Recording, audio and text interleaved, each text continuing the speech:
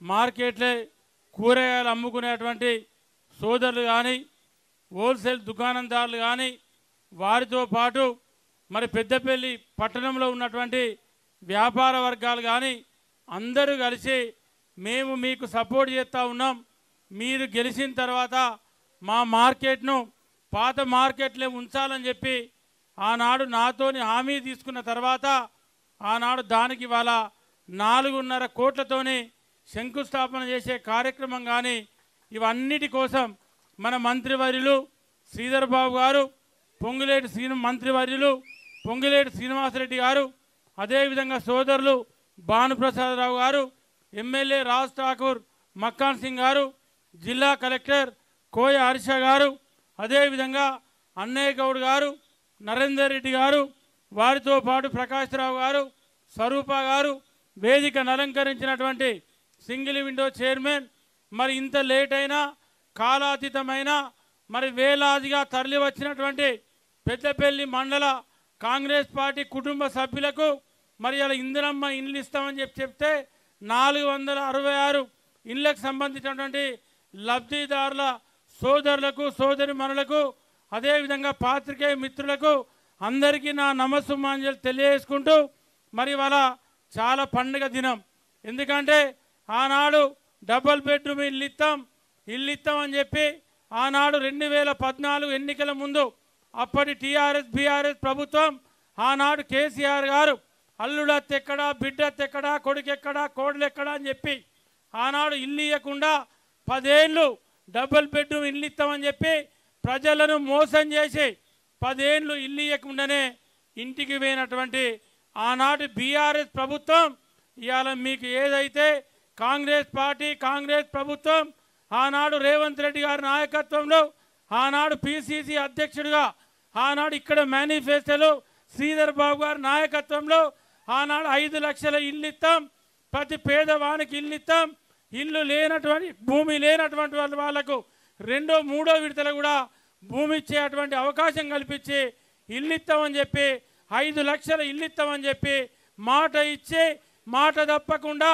మడమ తప్పకుండా ఇవాళ పేదలకు ఇల్లు ఇచ్చినటువంటి గొప్ప ప్రభుత్వం కాంగ్రెస్ ప్రభుత్వం, మన రాష్ట్ర ప్రభుత్వం ముఖ్యమంత్రి రేవంత్ రెడ్డి గారు. ఇవాళ ఇక్కడే ఉన్నారు మన హౌసింగ్ మంత్రి పొంగులేటి శ్రీనివాసరెడ్డి గారి నేతృత్వంలో ఈ రాష్ట్రంలో ప్రతి నియోజకవర్గంలో 3500 ఇల్లు ఇచ్చి ప్రతి శాసనసభ్యునికి అక్కడటువంటి కాంగ్రెస్ పార్టీ ఇన్ఛార్జికి ఇల్లు ఇచ్చి ఇవాళ పేదవాళ్ళని గుర్తించి ఎవరైతే నిజమైనటువంటి పేదవాళ్ళు ఉన్నారో వాళ్ళందరికీ కూడా ఇల్లు ఇచ్చేటువంటి కార్యక్రమాన్ని ఇవాళ కాంగ్రెస్ ప్రభుత్వం శ్రీకారం చుట్టడం జరిగింది. మరి ఇల్లు అంటేనే కాంగ్రెస్ పార్టీ ఇల్లు ఇచ్చి ఇందిరమ్మ ఇల్లు ఇచ్చేదే కాంగ్రెస్ పార్టీ అని చెప్పి ఏదైతే ప్రజలు విశ్వసిస్తూ ఉన్నారో ప్రజలు నమ్ముతూ ఉన్నారో ఆ ప్రజల నమ్మకాన్ని వమ్ము చేయకుండా ఇవాళ డబుల్ బెడ్రూమ్ ఇల్లు కట్టి ఇక్కడ కేవలం 60-70% ఇళ్లను పూర్తి చేసి ఆనాడు ఎలక్షన్ ఎన్నికల ఏడాది ముందు ఆగా మేఘాల మీద ఇండ్లు సెలెక్ట్ చేసి రోడ్లు లేవు, స్ట్రీట్ లైట్లు లేవు, కరెంటు లేదు, శానిటేషన్ లేదు, వాటర్ తాగునీరు లేదు, 466 ఇండ్లు ఆడ నిలబెట్టి ఆడ పెట్టిపోతే సంవత్సరం ఉన్న కాల పరిమితి ఉన్న పూర్తి చేయకపోతే మరి నేను ఎమ్మెల్యే అయిన తర్వాత మీకు మాట ఇచ్చి ఇవాళ జిల్లా కలెక్టర్ గారు నేను దాదాపు ఇద్దరం కలిసి ఒక 20 సార్లు ఈ ఇళ్ళల్లో పర్యటించి ఇవాళ బ్రహ్మాండంగా రోడ్లు, లైటింగు, తాగునీరు, శానిటేషను ఏ ఇంటికి కూడా ప్రాబ్లం లేకుండా ఇవాళ చందపల్లి కానీ అక్కడ హనుమంతునిపేట రాంపల్లి గేట్ అవతల కానీ 466 ఇళ్ళకు సంబంధించి ఇవాళ బ్రహ్మాండంగా రోడ్ల నిర్మాణం కానీ అన్నీ కూడా చేసి ఇవాళ మీ అందరికీ నేను ఆనాడు మీకు ఒకటే చెప్పిన ఇక్కడటువంటి మా అక్కలకు చెల్లెలకు అమ్మలకు మీరు ఇళ్ళలో పోతే ఉండలేరు, కరెంటు లేదు, తాగడానికి నీళ్లు లేవు, నడవడానికి రోడ్డు లేదు. ఇవన్నీ అయిపోయిన తర్వాతనే మిమ్మల్ని అందరినీ మంత్రి శ్రీధర్ బాబు గారిని సంబంధిత మంత్రిని తీసుకొచ్చి మిమ్మల్ని అందరినీ అక్కడ ఉంచిపిచ్చే బాధ్యత నాది అని చెప్పి మీకు మాట ఇచ్చిన 12 నెలల మరి జిల్లా కలెక్టర్ గారు నేను మేమందరం కలిసి ఇవాళ కఠోర శ్రమ చేసి ఇవాళ ప్రభుత్వం దగ్గర నుండి రూపాయి అడగకుండా ఇక్కడ మాకు మేమే సమీకరించుకొని ఇవాళ బ్రహ్మాండంగా మీకు ఇండ్లు ఇచ్చినాం. ఆ ఇండ్లను చూస్తే ఇవాళ నా మనసు కడుపు నిండింది. నేను ఇవాళ పొద్దుగాటి నుంచి టిఫిన్ చేసి వచ్చిన షుగర్ పేషెంట్నైనా ఆ ఇండ్లను చూసిన తర్వాత నిజంగా కూడా నాకు ఆకలి అయితే లేదు. ఎందుకంటే ఇవాళ మీరు ఆనాడు ఇదంతా బ్లాక్ సాయిల్ నల్లరేగడి భూములు, ఇవన్నీ నీళ్లు లేవు, కరెంటు లేదు. ఈ భూమి ఈ రోడ్ల మీదకి నిన్ను నడవాలంటే మడికట్ల నడిచేటువంటి పరిస్థితి ఉన్నటువంటి రోడ్లు. ఆనాడు నేను ఇక్కడికి ఈ ఇండ్లను చూద్దామని వస్తే బురదలకు వెళ్ళి మీరు నేను మనందరం కలిసి ఆ రోజు వచ్చినాం. మరి అటువంటి పరిస్థితి ఇవాళ.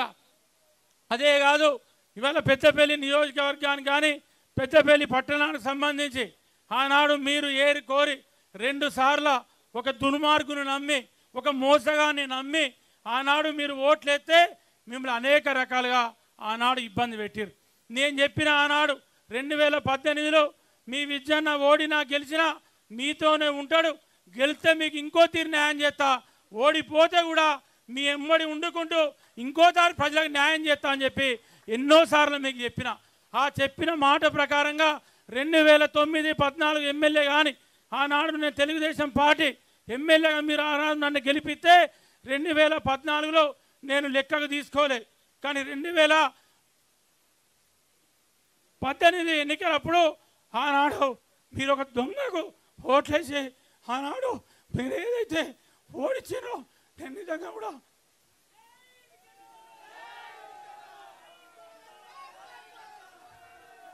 2018లో మీరు ఓడించినప్పుడు నేను బాధపడ్డా.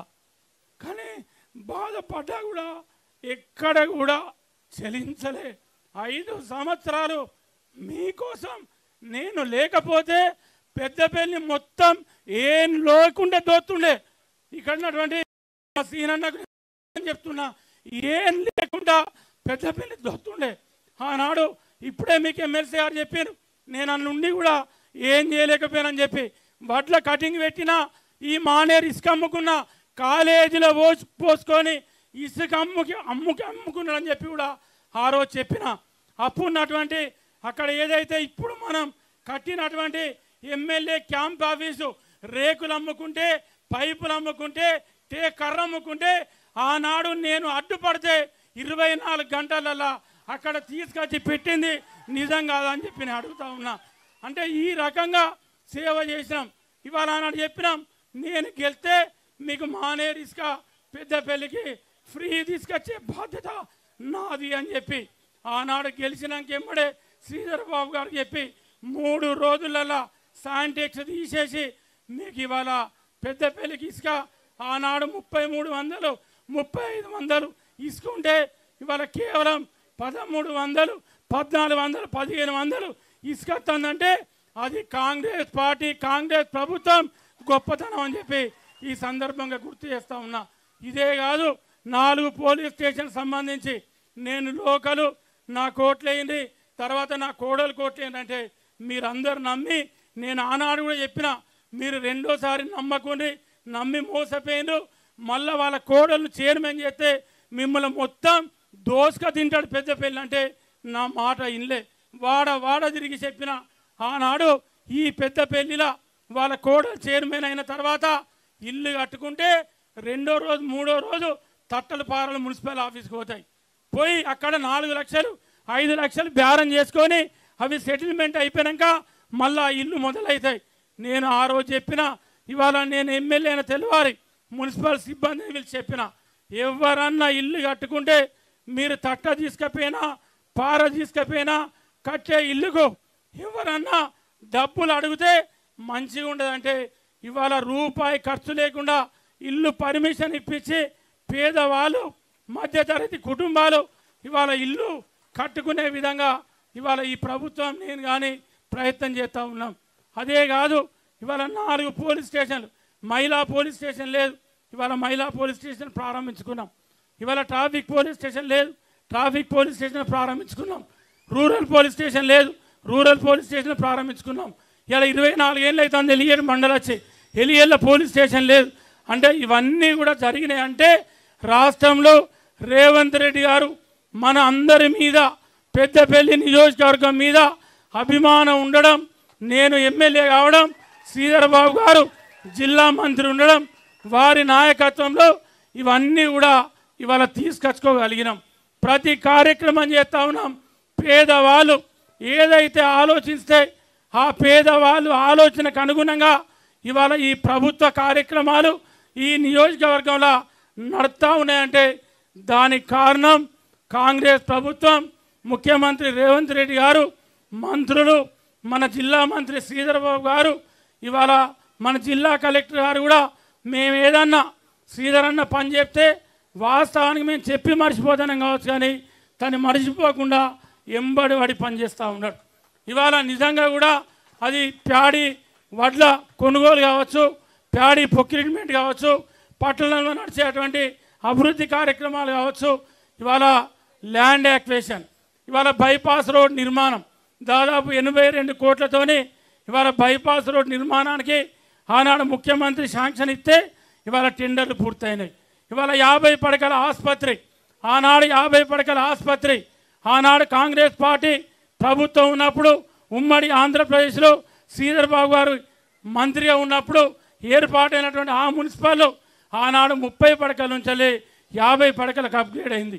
మళ్ళీ మొన్న మన ప్రభుత్వం వచ్చిన తర్వాత మన ముఖ్యమంత్రి రేవంత్ రెడ్డి గారు ఆనాడు ఈ ప్రాంతం వచ్చినప్పుడు పెద్దపల్లికి వచ్చినప్పుడు అన్నా మాకు హాస్పిటల్ కావాలి, దాన్ని 100 పడకలకు అప్గ్రేడ్ చేయాలంటే ఒక్కరోజు ముందు జీవో ఇచ్చి 100 పడకలకు అప్గ్రేడ్ చేయడం జరిగింది. ఇవాళ 52 కోట్లతోని హాస్పిటల్ నిర్మాణాన్ని కూడా ప్రారంభించుకున్నాం. 92 పిల్లర్లతోని బిల్డింగ్ అయితే 34 పిల్లర్లు నిన్నటి వరకు నిర్మాణం ఫుట్టింగ్ కూడా పూర్తి చేసుకోవడం జరిగింది. అదే కాదు మన ప్రాంత కళ ఇవాళ ఉమ్మడి జిల్లాల 3 రెవెన్యూ డివిజన్లు ఉన్నప్పుడు పెద్దపల్లి రెవెన్యూ డివిజన్ ఉంది, ఆనాడు జగిత్యాల రెవెన్యూ డివిజన్ ఉంది, ఉమ్మడి కరీంనగర్ జిల్లాలో కరీంనగర్ రెవెన్యూ డివిజన్ ఉంది. ఎక్కడెక్కడో బస్ డిపోలు వచ్చినాయి. మంతిని వచ్చింది బస్ డిపో, గోదావరికి వచ్చింది బస్ డిపో, కోరుట్ల వచ్చింది, ఆ నుంచి 7 కిలోమీటర్ల మెట్పల్లి వచ్చింది, సిరిసిల్ల వచ్చింది, 6 కిలోమీటర్ల వేములవాడ వచ్చింది, పక్కనున్న హుజరాబాద్ వచ్చింది. కానీ మనకు బస్ డిపో లేదు.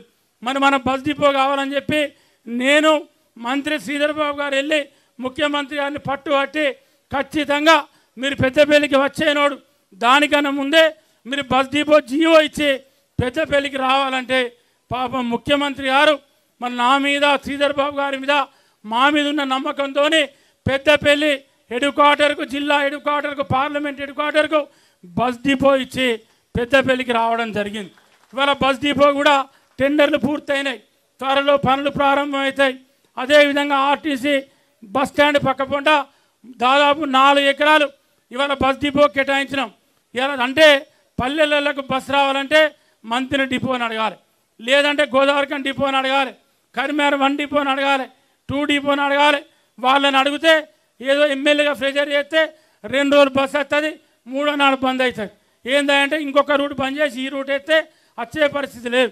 కాబట్టి రాబోయే సంక్రాంతి వరకు అనుకుంటా బస్ డిపో నిర్మాణం పూర్తయితే 2026 సంవత్సరం నూతన సంవత్సరంలో మన ప్రాంతం పెద్దపల్లి నుండే బాజాప్తా పెద్దపల్లి అని చెప్పి పేరు రాసినటువంటి బస్సులు ఈ రాష్ట్రం అంతా తిరిగే పరిస్థితి అని చెప్పి ఈ సందర్భంగా గుర్తు చేస్తూ ఇవన్నీ కూడా ఒక్క సంవత్సరం పోతే ఇప్పుడు నేను చెప్పినటువంటి అన్ని కార్యక్రమాలు మీ కళ్ళకు కనబడతాయి. ఇవాళ ఆర్టీసీ ఇవాళ పెద్దపల్లి జిల్లా హాస్పిటల్ ఉంది. ఒక్కసారి మరి పెద్దపల్లి పట్టణం రూరల్ వాళ్ళే దాదాపు 90-80% మీరు ఉన్నారు. ఇవాళ పెద్దపల్లి నియోజకవర్గంలో అటువంటి పేదలందరికీ కూడా ఇవాళ నిజంగా చెప్పాలంటే మా జిల్లా ఆసుపత్రి ఉమ్మడి కరీంనగర్ జిల్లాలోనే ఇవాళ టాప్ నడుస్తూ ఉంది. ఆనాడు బీఆర్ఎస్ ప్రభుత్వంలో 30-40 డెలివరీ కేసులు అయితే ఇవాళ 200 నుండి 220 వరకు ఇక్కడే ఇవాళ మన హాస్పిటల్లో డెలివరీ అవుతూ ఉన్నారు. ఆనాడు 200 నుండి 300 ఉన్నటువంటి ఓపీ ఈనాడు దాదాపు 900 నుండి రోజు 1200 ఓపీ వస్తూ ఉంది.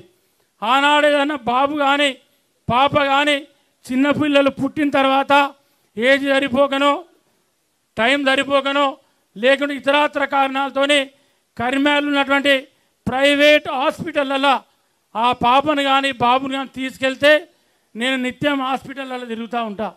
1,00,000, 2 లక్షలు, 3 లక్షలు బిల్లులై అనేక రకాలుగా పేదలు ఇబ్బంది పడ్డటువంటి పరిస్థితి.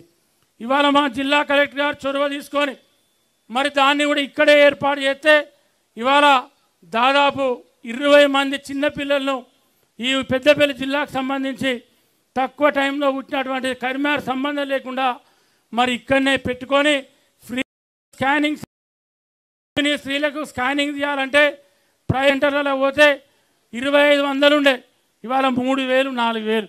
దాన్ని కూడా ఇవాళ పెద్దపల్లి జిల్లా హాస్పిటల్నే పెట్టి ఫ్రీగా ఇవాళ స్కానింగ్ చేసే సెంటర్ను కూడా ఇవాళ ఇక్కడనే ఏర్పాటు చేసుకున్నాం. అంటే నేను ఏం చెప్తా ఉన్నానంటే ఉమ్మడి కరీంనగర్ జిల్లాలో ఉన్నటువంటి ప్రభుత్వ ఆసుపత్రిలో మా దగ్గర ఉన్నటువంటి పేషెంట్ కాలు ఇరిగి అక్కడ ఉంటే దిక్కు మొక్కు లేకపోతే నేను ఇక్కడికి మన హాస్పిటల్ తెప్పించి ఇక్కడ ఆపరేషన్ చేసినంటే మన హాస్పిటల్ ఏ రకంగా ఉందో ఒక్కసారి మీరు ఆలోచన చేయాలి. ఇవాళ ప్రైవేట్ హాస్పిటల్ మొత్తం జీరో అయినాయి. ఇక్కడ మొత్తం ప్రభుత్వ ఆసుపత్రి పెద్దపల్లి నడుస్తూ ఉంది. అంటే దానికి కారణం కాంగ్రెస్ ప్రభుత్వం, ముఖ్యమంత్రి రేవంత్ రెడ్డి గారు కానీ, మన జిల్లా మంత్రి శ్రీధర్ బాబు గారు కానీ, ఆరోగ్య శాఖ మంత్రి దామోదర్ రాజనరసింహ గారు కానీ వీళ్ళందరూ తీసుకునేటువంటి చర్యలతోనే ఇవన్నీ కూడా జరుగుతూ ఉన్నాయి. కాబట్టి ఇంకా మళ్ళీ కలిసినప్పుడు చాలా మాట్లాడుకుందాం. ఇవాళ 3,500 డబుల్ ఇల్లు మనకు ఇచ్చినటువంటి పొంగులేటి శ్రీనివాసరెడ్డి గారు అన్నగారికి, ముఖ్యమంత్రి రేవంత్ రెడ్డి గారికి కృతజ్ఞతలు తెలియజేసుకుంటూ, అన్న మాకు చిన్న సబ్మిషన్ నాకే కావచ్చు, బయట కూడా ఉంటుంది, కొంచెం మీరు ఎమ్మెల్యేలకు 500, 1000 ఒక బఫర్ ఇయ్యండి. ఎందుకంటే అక్కడక్కడ ఒక 4 ఇళ్ళు, 3 ఇళ్ళు, 5 ఇళ్ళు, 10 ఇళ్ళు ఇట్లా అడుగుతూ ఉన్నారు. కొంతమంది ఎలిజిబుల్ ఉన్న వాళ్ళకు కూడా మనం ఇలా ఇయ్యలేకపోయినాం. ఎందుకంటే మీరు అవి ఇస్తే మనం కొంచెం మళ్ళీ 3-4 నెలలు, 6 నెలలు ఈ ఇళ్ళతోని మనం వాళ్ళను కొంచెం సాటిస్ఫై చేయొచ్చు. కాబట్టి అది ఇది నేను పబ్లిక్ నుంచి కాబట్టి తప్పకుండా మీరు అది, ఎందుకంటే మీరు మనసున్న వ్యక్తి కాబట్టి మీకు కూడా దీని మీద క్షుణ్ణంగా అవగాహన ఉన్నది కాబట్టి తప్పకుండా దాన్ని మా కోరిక నెరవేరుస్తారని చెప్పి తెలియజేసుకుంటూ, మరి ఒక్కటే నెలల రెండోసారి మరి మీరు ఇక్కడికి వచ్చినందుకు కూడా మీకు ప్రత్యేక కృతజ్ఞతలు తెలియజేసుకుంటూ సెలవు తీసుకుంటాం. జై హింద్, జై కాంగ్రెస్. గౌరవనీయులు శ్రీ దుద్దిల్ల శ్రీధర్ బాబు సార్ గారు ఈ సందర్భంగా మాట్లాడవలసిందిగా మీ అందరి చప్పట్ల ద్వారా వారిని ఆహ్వానిస్తున్నాం.